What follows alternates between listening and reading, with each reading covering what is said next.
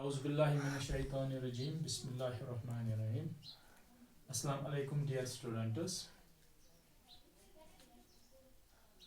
Today is 2nd of May 2020.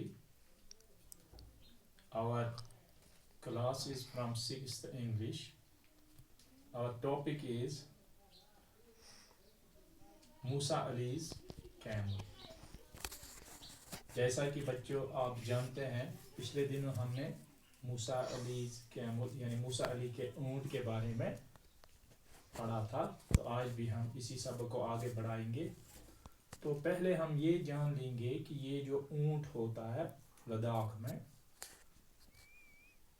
इसकी body description यानी इसकी जिसामत के बारे में हम जान लेंगे।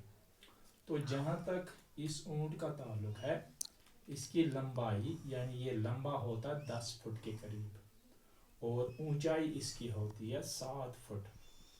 तो जहाँ तक वज़न का ताल्लुक है, तो इसका वज़न 1500 पाउंड्स यानी लगभग हमारे यहाँ हम केजीज के हिसाब से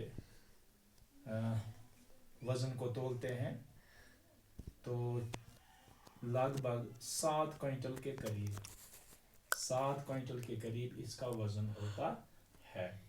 तो इसके बाद हम आगे एक पैराग्राफ पढ़ेंगे, तो फिर आपको वो समझाएंगे अच्छी तरह से।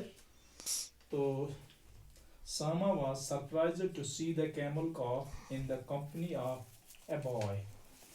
Dixit Dalma, pointing towards the boy, said, "Look, he is Musa Ali."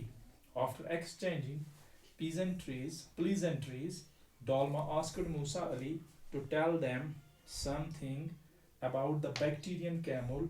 Musa Ali asked them to accompany him along with his camel calf into the vicinity of his village, Dixit, where a group of wild Bactrians was present. The Bactrian camel is originally a native of Mongolia, where it is called the Haftakai. However, it is also found in remote areas of the Gobi and Taklamakan deserts in Mongolia and China, where it was heavily hunted for its hide and meat. तो जैसा कि बच्चों आप जानते हैं, पिछले दिनों हमने पढ़ा था कि डिक्सिट डाल्मा जो थी, उसने सामा से कहा था कि हम आपको गांव में एक लड़के के पास ले जाएंगे जिसके बारे में असल में हमारा सबक है, जिसका नाम था मूसा अली। मूसा अली के पास ऊँट थे। तो डिक्सिट डाल्मा ने सामा को कहा था कि मैं आपको उसके यहाँ ले जाऊंगी, फिर मैं आपको प्रैक्टिकली ऊँट दिखाऊंगी। तो फिर उसके लिए उन्होंने संडे यानी आतवार के दिन को चूज़ किया था।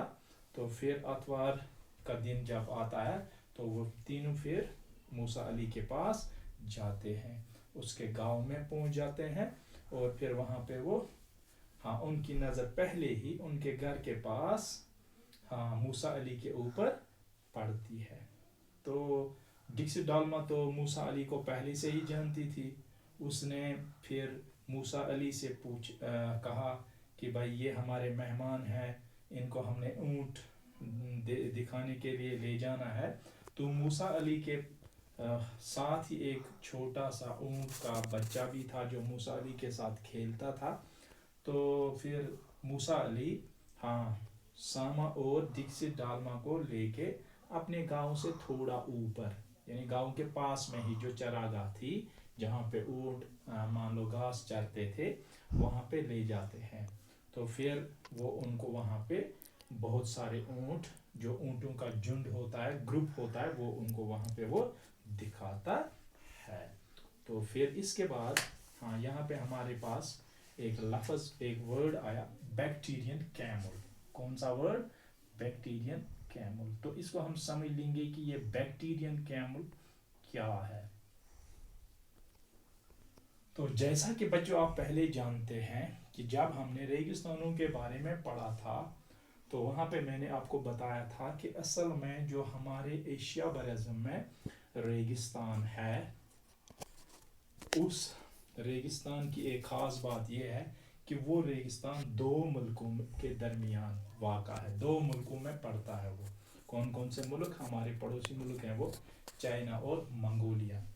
تو یہ بیکٹیرین کیمل جو ہے اصل میں یہ نسل جو اونٹوں کی ہے یہ منگولیا سے ہی لائی گئی ہے ہمارے صوبہ لداخ میں، اسی لیے اس کو بیکٹیرین کیمل کے نام سے جانا جاتا ہے. تو وہاں منگولیا کے لوگ اس کو دوسرے نام سے جانتے ہیں، یعنی وہ بھی ہم یہاں پہ لکھتے ہیں. منگولیا کے لوگ اس اونٹ کو بیکٹیرین کیمل کو ہفتکائے کے نام سے پکارتے ہیں. ہفتکائے کے نام سے پکارتے ہیں. ہفتکائے کے نام سے پکارتے ہیں. تو جو دور دراز علاقے اس ریگستان کے ہیں، یعنی گوبی اور تکلا ماکن ریگستان جو منگولیا اور چائنا میں پڑتے ہیں، ان دونوں ریگستانوں کے دور دراز جو علاقے ہیں، پہاڑی علاقے یا ریگستانی علاقے، ان میں یہ اونٹ پایا جاتا ہے. تو وہیں سے اس کو ہماری اس لداخ میں لایا گیا ہے. تو جہاں تک اس اونٹ کا تعلق ہے، منگولیا کے لوگ اور چائنا کے لوگ اس اونٹ کو خاص طور پہ کس کام میں استعمال کرتے تھے؟ یعنی وہ اس کا شکار کرتے تھے. کس لیے؟ کیونکہ وہ اس کا جو چمڑا ہوتا ہے جس کو ہم انگریزی میں ہائیڈ کہتے ہیں، یعنی اس کا چمڑا جو ہوتا ہے، اور اس کے علاوہ آپ لوگ یہ بھی جانتے ہیں کہ میٹ یعنی اونٹ کا گوشت بہت لذیذ ہوتا ہے، تو اسی لیے اس کا شکار چائنا اور منگولیا والے کرتے تھے. تو اسی لیے وہ اس اونٹ کو زیادہ پالتے تھے. تو آج کے لیے اتنا کافی ہے. شکریہ. کل اس سے آگے پڑھیں گے.